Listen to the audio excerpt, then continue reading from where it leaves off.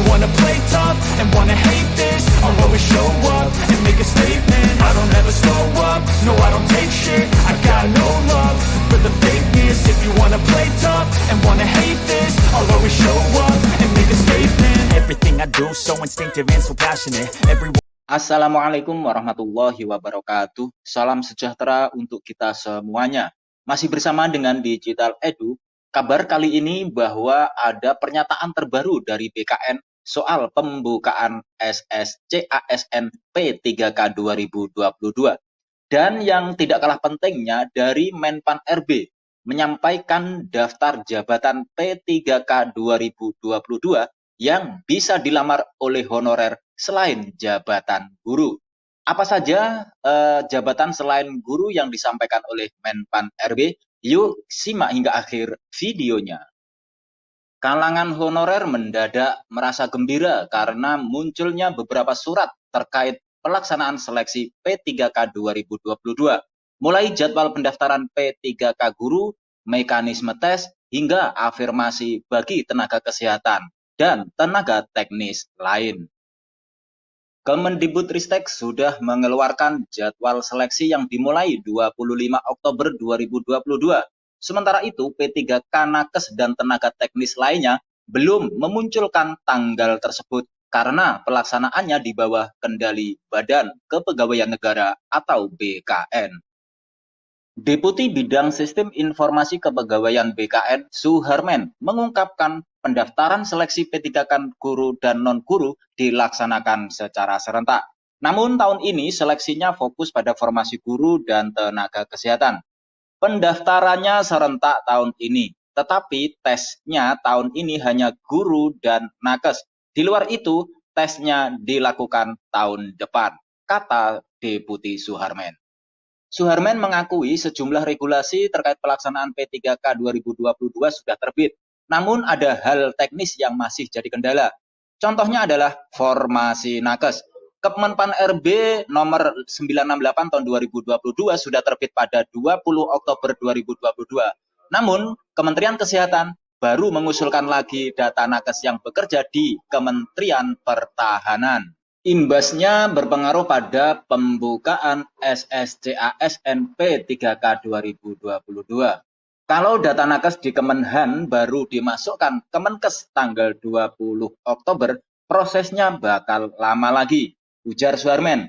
Nah, dalam hal ini Deputi Suharmen juga mengaku sempat protes ke Kemenkes. Kalau ditambah-tambah terus seperti itu dan last minute kapan SSCASN mau dibuka? Selain itu, jika prosesnya seperti itu terus, resikonya ada di BKN. Ditanya apakah kemungkinan pendaftaran dimulai 25 Oktober sesuai timeline yang dikeluarkan Kemendikbudristek, jadwal tersebut baru ancar-ancar dan belum keputusan final.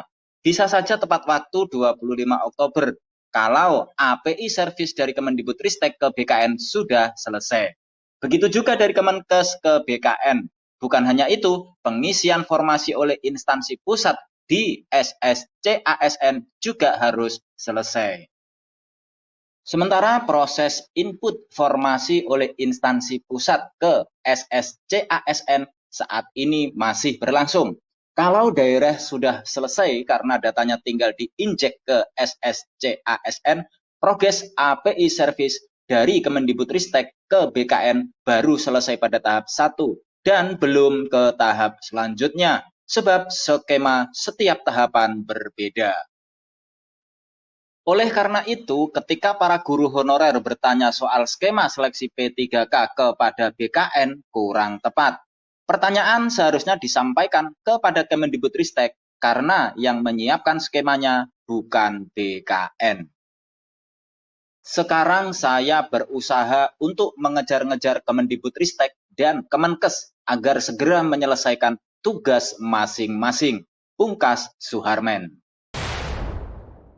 Sementara itu dari Menpan RB menyampaikan daftar jabatan P3K 2022 yang bisa dilamar oleh honorer selain jabatan guru.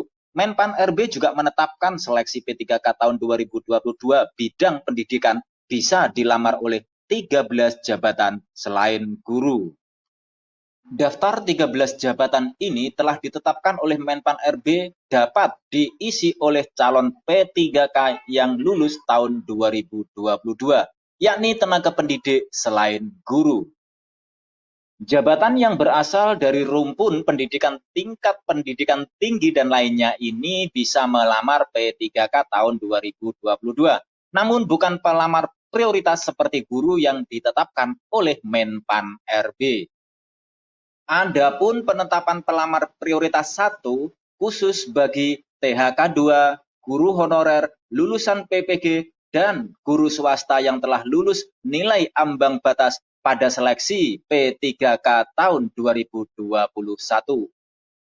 Kemudian untuk pelamar prioritas 2 adalah THK 2 yang tidak termasuk dalam kategori prioritas 1.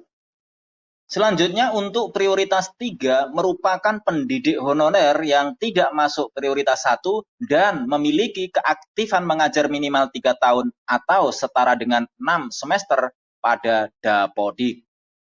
Sedangkan untuk pelamar umum terdiri atas lulusan PPG yang terdaftar di database kelulusan pendidikan profesi guru Kemdikbud dan pelamar lainnya yang terdaftar di Dapodik. Nah, siapa saja 13 jabatan selain guru yang dapat mengikuti pendaftaran P3K tahun 2022 sesuai ketetapan dari Menpan RB mengacu pada Kemenpan RB nomor 76 tahun 2022. Berikut ini daftar 13 jabatan fungsional yang dapat diisi oleh calon P3K selain guru. Yang pertama, dosen, kemudian asisten pelatih olahraga, ketiga, instruktur. 4, pamong belajar. 5, pamong budaya. Yang keenam, pelatih olahraga. Ketujuh, pengawas sekolah. Kedelapan, pengembang kurikulum. Kesembilan, pengembang penilaian pendidikan.